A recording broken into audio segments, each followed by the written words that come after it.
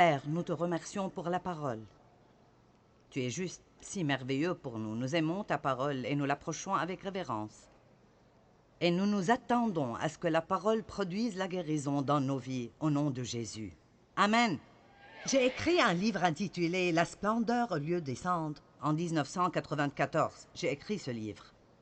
C'est une partie de mon témoignage et il parle des pas qu'il faut faire pour vaincre les blessures émotionnelles ou l'abus de tout genre dans vos vies. Ce livre est rempli de bonnes informations et de petites histoires qui vous aideront à jouir de la vie que Jésus est mort pour vous donner. Je vais enseigner sur ceci.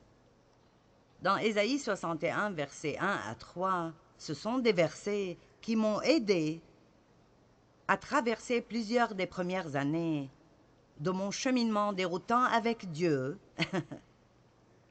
Parce que très souvent, nous pensons, eh bien, j'ai Christ maintenant, je vais à l'église, tout doit commencer à changer dans nos vies.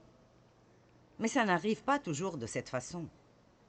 J'étais dans une grande dénomination et j'ai pris des instructions dans l'église et je me suis jointe à l'église. Et vraiment, pas grand-chose n'a changé dans ma vie. Je savais bien, au-dedans de moi, que Jésus était mon sauveur et j'ai écouté un bon message fondamental sur la grâce. J'avais compris la grâce. J'avais compris les choses doctrinales que nous devons comprendre. J'avais entendu de bons enseignements sur le Père, le Fils et le Saint-Esprit, le sang de Christ, la mort et la résurrection de Christ. Mais que faire de ma vie de tous les jours, là, je n'avais aucune idée. Et en 1976, Dieu a touché ma vie d'une façon vraiment puissante et j'ai commencé à étudier la parole. J'ai commencé à réaliser que j'avais beaucoup de problèmes dans mon âme qui étaient restés là après l'abus dans mon enfance. Vous voyez, très souvent, si nous sommes dans des circonstances qui nous font mal, ou si vous avez grandi dans une situation où vous avez été blessé, peut-être que vous n'avez pas reçu d'amour ou d'attention, ou vous avez subi beaucoup d'abus verbal, ou quelqu'un vous a dit que vous étiez mauvais tout le temps, ou trouvait quelque chose de mal en vous, et vous disait des choses critiques. Tu n'accompliras jamais rien. Pourquoi ne peux-tu pas être comme ton frère ou comme ta sœur? Quoi que ces gens disent, ou peut-être que vous avez été abusé sexuellement par votre père, votre mère, quelqu'un d'autre dans la famille, un voisin. Peut-être même que c'était pendant plusieurs années, comme ce que j'ai subi. Peut-être que vous avez été abusé physiquement. J'en connais qui ont été enfermés dans des armoires, à qui on a refusé de la nourriture, qui ont été battus sans pitié parce qu'elles avaient des parents malades mentalement. C'est surprenant les choses horribles que certaines personnes font à d'autres personnes. Mais une chose qui m'a vraiment aidée est de me rappeler que les personnes blessées en blessent d'autres. Les personnes blessées en blessent d'autres. Je ne pense pas qu'il y a beaucoup de gens qui se lèvent en pensant « Je vais voir combien de personnes je peux rendre misérables aujourd'hui ». Les gens, dans plusieurs cas, agissent à cause de leur propre peine. Et ce que Satan veut, bien sûr, est que quelqu'un nous blesse et que nous devenions énervés et amers et irrités, que nous gardions une rancune, que nous passions nos vies en nous sentant victimes, que nous entrions dans toutes sortes de comportements addictifs, et puis que nous passions nos vies à blesser quelqu'un d'autre pour qu'il puisse alors aller et faire la même chose. Et puis ça continue comme cela de génération en génération. Mais je suis là pour vous annoncer de bonnes nouvelles. Que si vous avez été blessé dans le passé, ça n'a pas besoin d'aller plus loin que vous à quelqu'un d'autre. Vous avez le privilège de parler au nom de Jésus et de croire en la puissance de Dieu pour non seulement vous guérir complètement et vous transformer comme si ça ne vous est jamais arrivé, mais pour ne jamais laisser ceci aller à quelqu'un d'autre dans votre génération. Et ceci est de merveilleuses bonnes nouvelles. Amen. Donnez gloire à Dieu.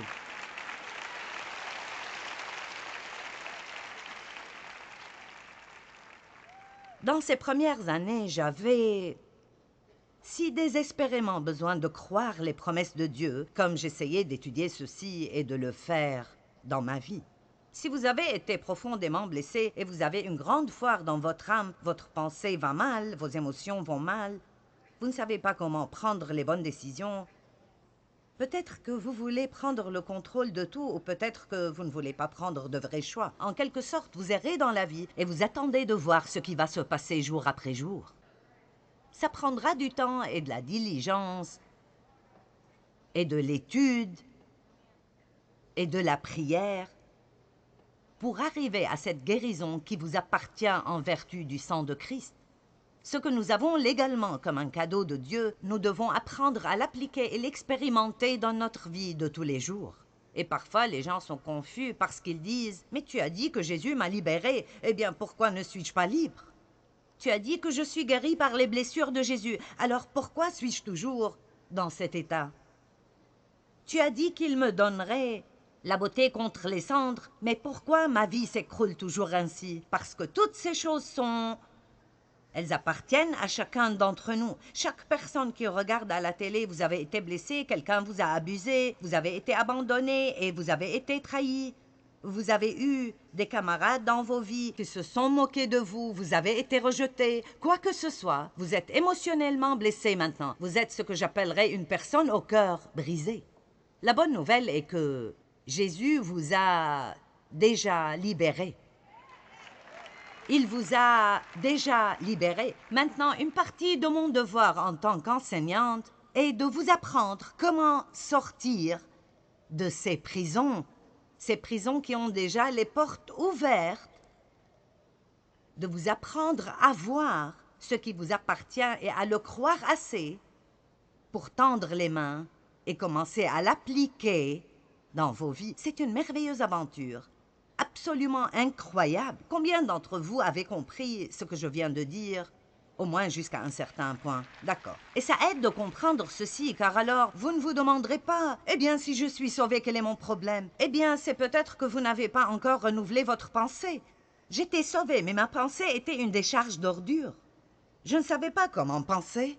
J'étais critique et je jugeais, j'étais méfiante et en colère. Et beaucoup de mes pensées étaient sombres et solitaires. Et je ne savais pas qu'à chaque fois que je lisais ceci, j'apprenais à penser différemment. Si nous savions combien ceci est précieux, nous passerions plus que quelques secondes chaque jour, peut-être dans une bonne journée. Amen. Mes émotions étaient brisées, je ne savais pas comment m'entendre avec les autres. J'étais un cauchemar dans les relations et ma volonté était brisée. Je suis allée d'un extrême à l'autre. Je devais soit avoir le contrôle, soit si je trouvais quelqu'un de plus fort que moi, il me contrôlait. Alors j'allais et je revenais d'être contrôlée à avoir le contrôle d'un extrême à l'autre. Et Dieu ne veut pas que nous vivions comme ça. Et je vous donne un petit aperçu de certains des problèmes que j'avais, parce que même si j'étais sauvée et je serais allée au ciel, j'étais misérable, parce que j'avais besoin de guérison dans mon esprit. Je pensais, quand je me suis éloignée de mon père à l'âge de 18 ans, que je m'éloignais du problème, que je n'aurais en fait plus ce problème, je m'éloignerai de ce problème, et puis ce sera terminé dans ma vie. Mais je n'avais pas réalisé que même si je m'en étais éloignée, je l'avais pris avec moi dans mon âme. J'avais toujours ces effets dans mon âme. Et plusieurs personnes ne réalisent pas qu'elles ont besoin de guérison dans leur âme. Si vous vous éloignez de quelque chose qui vous faisait mal, cela ne veut pas dire qu'il ne vous a pas blessé. Jésus a dit qu'il est venu pour guérir les cœurs brisés, pour libérer les captifs. Qu'est-ce qu'une personne au cœur brisé? Je crois que c'est quelqu'un qui est brisé dans sa personnalité, quelqu'un de blessé dans sa personnalité. Toute personne vient sur la planète Terre avec un tempérament donné et ordonné par Dieu. Votre personnalité se développe largement d'après ce tempérament, mais après, il y a certaines choses qui arrivent, spécialement dans les premières années de votre vie. Bon, je suis née avec une personnalité agressive, colérique et forte. Je prends de décisions rapides, je suis audacieuse, je suis née pour diriger, je peux motiver les autres, mais j'ai été blessée. Mon père a abusé de moi sexuellement encore et encore pendant À peu près 12 à 15 années, c'est ce dont je me souviens. Ma mère ne savait pas que faire à ce sujet, alors elle n'a rien fait. Et donc, il a abusé de moi et elle m'a abandonnée. Et j'ai vraiment passé beaucoup d'années de solitude, des années seules. Alors, ce qui m'est arrivé dans ma personnalité est que ma personnalité forte est devenue une personnalité tyrannique. J'aurais pu vous tailler en pièces en quelques minutes avec ma bouche. Amen. Maintenant, Dieu a mis un don dans ma bouche. Je suis une bouche dans le corps de Christ. Au cas où vous ne l'avez pas remarqué, c'est ce que je fais. Je parle et je ne fais rien d'autre. Je ne chante pas, je ne joue pas d'instrument de musique. Je parle. Mon onction est dans ma bouche. Et je parle à travers le monde, à travers la télé. Alors, ce n'est pas surprenant que l'ennemi ait fait des heures supplémentaires quand j'étais encore toute petite pour essayer de me blesser intérieurement, pour que j'aie toute cette dureté dans mon âme, pour qu'à chaque fois que j'ouvre ma bouche, quelque chose de dur en sorte, quelque chose de coupant. Dieu m'a donné le don d'aider d'autres, et Satan m'a blessé parce que tout ce qu'il espérait que je fasse est de blesser d'autres. Mais Dieu merci. Dieu merci. Eh bien, donnez grâce à Dieu. Il guérit les cœurs brisés, il ouvre les portes des prisons et il libère des captifs. Amen. Et je veux vous dire aujourd'hui que Jésus peut vous guérir où que vous soyez blessés. Il n'est pas mort juste pour que nous puissions un jour aller au ciel et avoir une demeure au ciel et finalement être heureux. La vie éternelle commence au moment où nous recevons Christ. Et la vie éternelle inclut la vie comme Dieu l'a maintenant. Et je peux vous dire qu'il n'est pas assis au ciel ce soir dans l'apitoiement.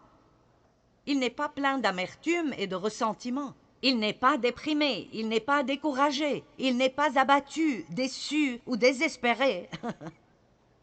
Et nous avons ce même type de vie présent à l'intérieur de nous si nous pouvons juste le laisser sortir pour qu'il arrive à notre âme où il peut commencer ce processus de guérison et puis il pourra apparaître dans nos vies. Dieu veut que vous sortiez d'ici ce soir déterminé de ne jamais dans vos vies passer une nuit de plus avec les grenouilles. Quoi? Comment es-tu arrivé aux grenouilles? Eh bien, allons à l'Exode chapitre 8.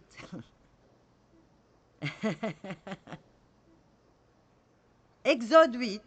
Les Israélites, dans l'esclavage en Égypte, ont crié à Dieu pour un sauveur.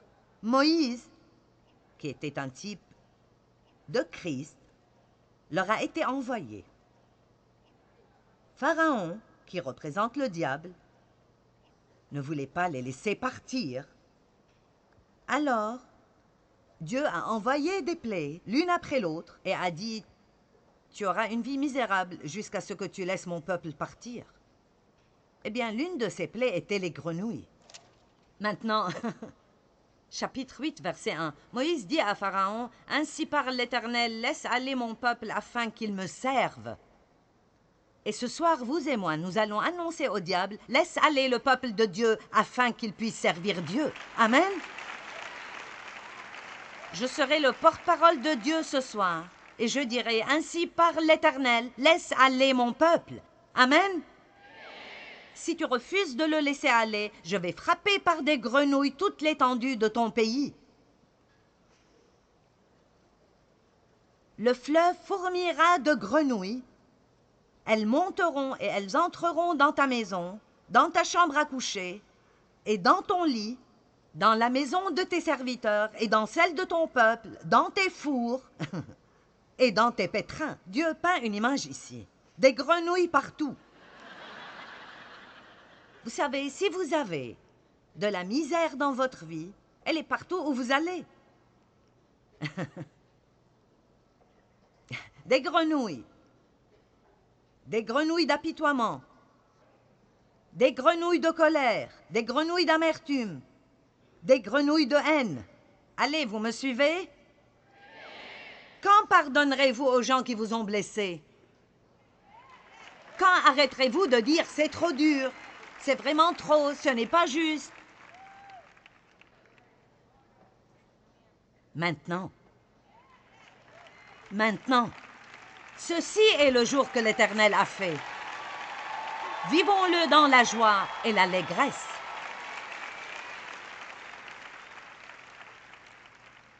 Ésaïe 61, 1 à 3. Ces versets sont juste si merveilleux. Maintenant, c'est Ésaïe qui prophétise à propos de Jésus. « L'Esprit du Seigneur, l'Éternel, est sur moi, car l'Éternel m'a oint et qualifié pour porter de bonnes nouvelles aux malheureux, aux débonnaires et aux affligés. » Vous savez que Jésus n'a jamais été à un séminaire? Ah.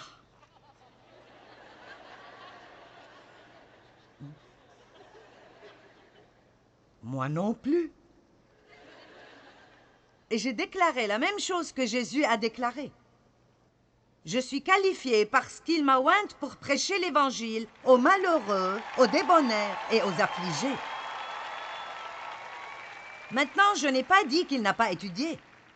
Il a étudié tout le temps, et je suis sûre qu'il a étudié avec des personnes bien éduquées. Mais j'essaie juste de vous montrer que si vous avez manqué un peu d'éducation, cela ne veut pas dire que Dieu ne peut pas vous utiliser. Dieu vous a oint pour faire des choses incroyables. Son onction est sa force. C'est un don du Saint-Esprit qui vient à vous et vous permet de faire tout ce que Dieu vous a demandé de faire. Vous êtes un miracle qui attend d'être accompli.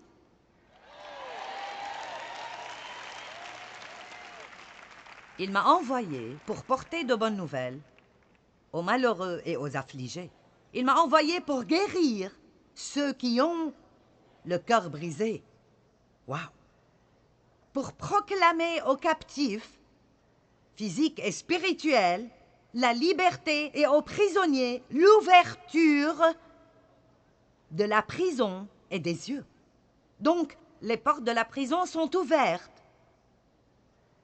Et j'espère ouvrir vos yeux ce soir pour que vous le voyez. Parce que quand vous le voyez, et vous dites « je n'ai pas besoin de vivre comme ceci plus longtemps », je n'ai pas besoin d'être coincé dans mon passé, je n'ai pas besoin de sentir que je suis sans valeur parce que ma mère me l'a dit quand j'avais 10 ans, je n'ai pas besoin de sentir que c'est ma faute, que mon voisin a abusé de moi. Je n'ai pas besoin de vivre ma vie pleine de haine et d'amertume. C'est un nouveau jour. La miséricorde de Dieu est nouvelle chaque jour. Et aujourd'hui est un nouveau commencement pour moi et un nouveau commencement pour chacun d'entre vous qui nous regardent à la télé. Les gens qui nous regardent à la télé, nous vous aimons. Vous êtes merveilleux. Merci beaucoup parce que vous regardez mon programme et je prie qu'il vous guérira, que la parole de Dieu vous guérira dans toute partie de votre vie. L'ouverture de la prison et des yeux de ceux qui sont prisonniers pour publier une année de grâce de l'Éternel, l'année de sa faveur, et le jour de vengeance de notre Dieu. J'aime la faveur. Elle veut dire que Dieu fait que les choses arrivent avec nous et nous ne les méritons pas. Vous vous dites juste « wow ». J'aime la partie de la vengeance de notre Dieu. Donc, vous pouvez avoir la paix et Dieu traitera avec vos ennemis. Il a dit, je suis oint pour consoler tous les affligés, pour accorder la consolation aux affligés de Sion, pour leur donner la beauté au lieu des cendres. Maintenant, les hommes, vous pensez peut-être, la beauté au lieu des cendres, c'est un peu fifi, hein? Eh bien, les gars, vous avez besoin d'un peu de beauté aussi de temps en temps. Amen. Combien d'entre vous veulent ceci ce soir? D'accord. Nous sommes dans le salon de beauté pour votre âme aujourd'hui. La beauté au lieu des cendres, une huile de joie au lieu du deuil, un vêtement de louange au lieu d'un esprit abattu, afin qu'on les appelle des térébintes de la justice, une plantation de l'Éternel pour servir à sa gloire. Et les versets 7 et 8 m'ont aidé à continuer longtemps. Au lieu de la honte, vous aurez une portion double, c'est-à-dire la récompense de la restitution. Au lieu de l'ignominie, votre peuple seront joyeux de leur part.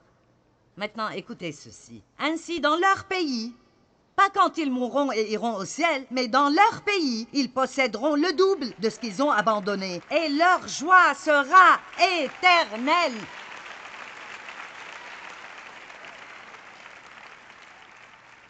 Alors devinez ce qui vient, le double au lieu des troubles.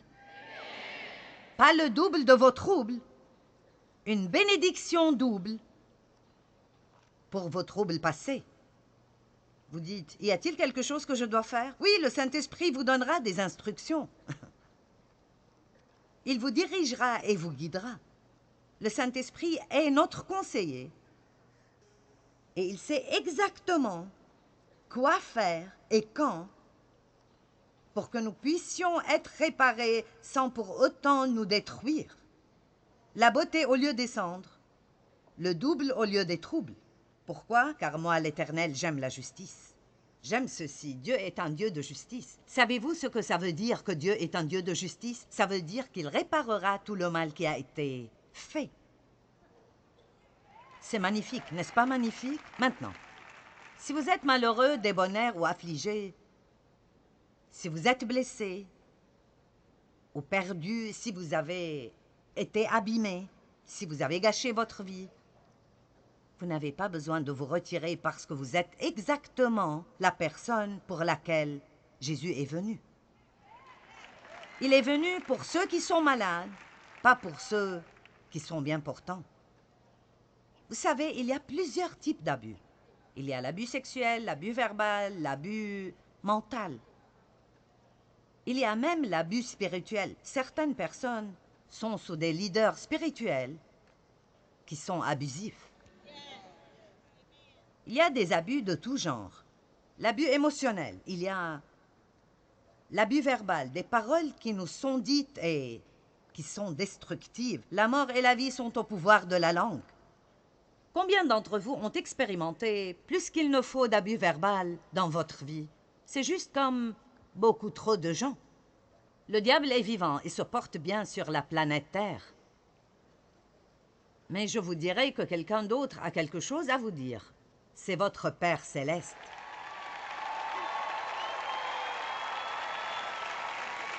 Et maintenant, c'est ce que vous devez apprendre à croire. Ce n'est pas ce que maman vous a dit qui compte, c'est ce que Dieu le Père vous dit qui compte. Ce n'est pas ce que papa vous a dit qui compte, c'est ce que Dieu le Père vous dit qui compte. Ce n'est pas ce que votre enseignant a dit, ou votre camarade de classe, ou votre frère, ou votre sœur. Même si vos parents ne vous ont pas aimé du tout, laissez-moi vous encourager ce soir. Et ne le prenez pas mal, mais ça ne fait pas de différence parce que Dieu vous aime. Dieu vous aime et il vous aime pour toujours et parfaitement et complètement et sans condition. Honnêtement, je peux dire que mes parents ne m'ont pas aimé.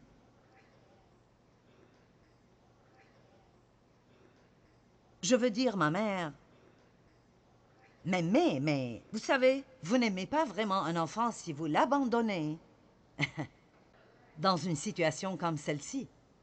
Elle avait des faiblesses, elle avait de la peur. Je comprends tout ceci, je n'ai rien contre elle. Mais je n'ai jamais reçu le genre d'amour qu'un enfant devrait avoir. Nous devrions apprendre l'amour de Dieu, le Père, à travers nos parents. Mais nous ne le faisons pas.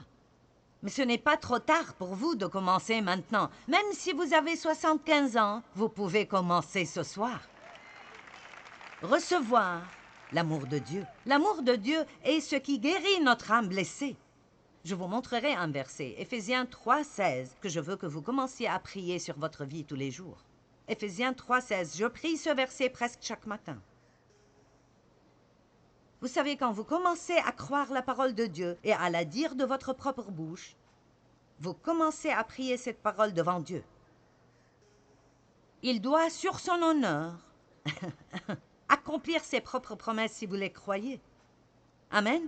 Alors vous dites, Père, je crois ceci et je le reçois aujourd'hui. qu'il vous donne de l'excédent de sa gloire, que vous soyez fortifiés et renforcés d'une grande puissance en vous-même par le Saint-Esprit lui-même qui demeure au plus profond de votre être et votre personnalité. Alléluia! Saint-Esprit, viens et entre dans ma personnalité. Viens aujourd'hui, Seigneur, et demeure dans ma personnalité, car je ne serai pas méchant, je serai bon. Je ne serai pas triste, je serai joyeux. Je ne serai pas coléreux, je serai joyeux. Je ne serai pas plein d'apitoiement aujourd'hui. Je sortirai de cette maison et j'irai aider quelqu'un qui en a besoin. Viens, Saint-Esprit, et demeure dans ma personnalité. Combien d'entre vous commenceront à prier ceci chaque jour? Eh bien, je crois qu'il est temps de prendre une décision, de sortir de l'esclavage, de laisser tomber les grenouilles et de trouver la liberté que Jésus est mort pour que vous l'ayez. Ne vivez pas dans votre peine passée un jour de plus.